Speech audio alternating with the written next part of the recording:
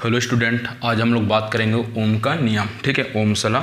ये अभी आपका असाइनमेंट अक्टूबर के इंपॉर्टेंट है, ये क्वेश्चन में भी आ सकता है, 90% चांसेस है। ठीक है, तो देखते हैं ओम का नियम। ठीक है, ओम सला बोलते हैं ओम का नियम। ठीक है, तो ओम का नियम को सबसे पहले किसने दिया था? आपका जर्मन के वैज्ञानिक। कहाँ का वैज्ञानिक है? आपका जर्मन के वैज्ञानिक है, और उस वैज्ञानिक का क्या नाम है? आपका जॉर्ज साइमन ओम। ठीक है, जॉर्ज साइमन ओम ने आपका ओम का नियम दिया था, और इन्होंने कब दिया था? 1828 में दिया था। ओके, अब ये क्या बोलते हैं, देखो, सपोज आपका एक चालक है, ये क्या है? आपका चालक है। ठीक है, सपोज ये आपका चालक है। ठीक है, चालक के दो सिरे हैं, पहला सिरे को आपका नाम दिए हैं आपका पी, ये आपका फर्स्ट सिरा हो गया।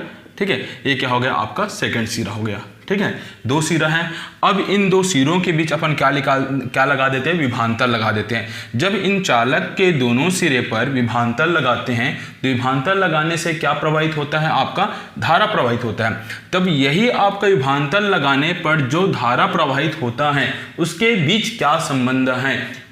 उसके बीच क्या संबंध है, इसी को आपको रिलेशन में बताया गया है ओम्स के नियम में। ठीक है, तो क्या संबंध है, रिलेशन क्या है, इसको अपन देखते हैं। ठीक है, तो मैं यही चीज को लिखा गया हूं यहाँ पे। सपोज देखो, परिभाषा से देखते हैं ओम के नियम का परिभाषा क्या दिया। अब देखो, यदि किसी चालक की भौतिक अवस्था जैसे लंबाई और ताप, ठीक है, कोई चालक है, उसकी भौतिक अवस्था जैसे लंबाई हो गया और ताप हो गया, में परिवर्तन ना हो। कब परिवर्तन ना हो? जब यहाँ पे विभांतर लगाते हैं और धारा प्रवाहित होता है तो उसके चालक की लंबाई और ताप में परिवर्तन ना हो। ठीक है, तो उसमें प्रवाहित होने वाली विद्युत धारा, तो इसमें प्रवाहित होने वाली क्या? विद्युत धारा। विद्युत धारा क्या है? आपका आई धारा, और उसके सिरों पर लगाए गए विभांतर, उसके सिरों पर मतलब ये सिरों पर लगाए गए विभांतर के क्या होता है? अनुत्क्रमानुपाती होता है। ठीक है, ओम का नियम यही बोलता है कि जो धारा होता है और विभांतर होता है वो क्या होता है? आपका अनुत्क्रमानुपाती होता है। यही चीज को याद रखना, बस अनुत्क्रमानुपाती वाला शब्द याद रखना, बाकी ओम का नियम आप लोग लिख लोगे। ओके,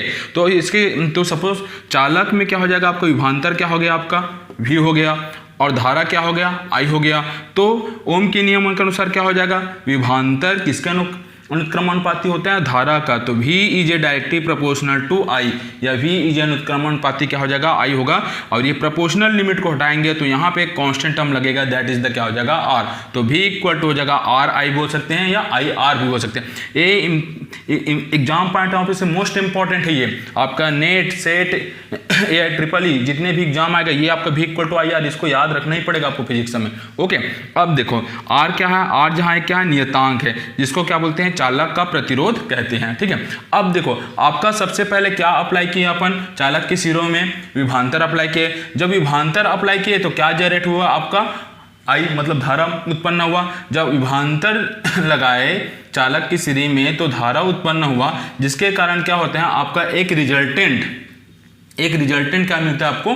P मिलता है, मतलब परिणामी क्या मिलता है? P मिलता है। इसको किस फॉर्म में दर्शाया गया? आपका एक्स और वाई एक्सिस के फॉर्म में दर्शाया गया है। तो ये क्वेश्चन आ सकता है आपका कॉम्पिटिटिव एग्जाम में, चार्ट आपको दे दिया गया ऐसे ऐसे डायग्राम, तो ओम का नियम किसको फॉलो करता है करके। ठीक है, तो आप लोग याद रखना, ये V डायरेक्शन में एक्स एक्सिस रहता है, वाई में I रहता है मतलब धारा रहता है, और आपका रिजल्टेंट क्या रहता है? P रहता है। ठीक है, ओके, अब देखो V इक्वल टू क्या हुआ? IR।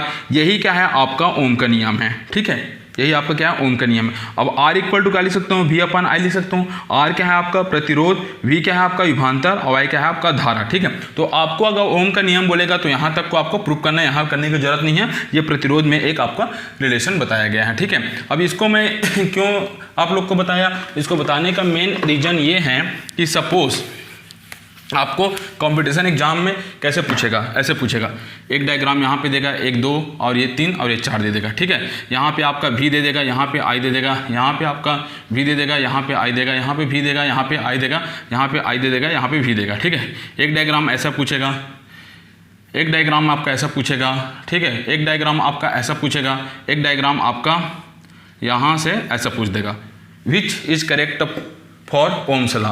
कौन सा ओम्स लॉ के नियम को आपको फॉलो करते हैं? ये हो गया ऑप्शन ए, ये ऑप्शन बी, ऑप्शन सी, ये हो गया ऑप्शन डी। ठीक है, तो किसको फॉलो करते हैं? आपको ऑप्शन वे को, दैट इज द आपका पॉइंट ओ रिजल्टेंट। यहाँ पे भी पॉइंट ओ लगा सकते हो। ठीक है, तो इसको फॉलो करेगा। ठीक है, तो इस कारण उसको मैं बताया हूँ। ठीक है, इतना कर लेना, एग्जाम पॉइंट ऑफ व्यू से इंपॉर्टेंट है, अभी अक्टूबर मंथ में आएगा। Okay, thank you.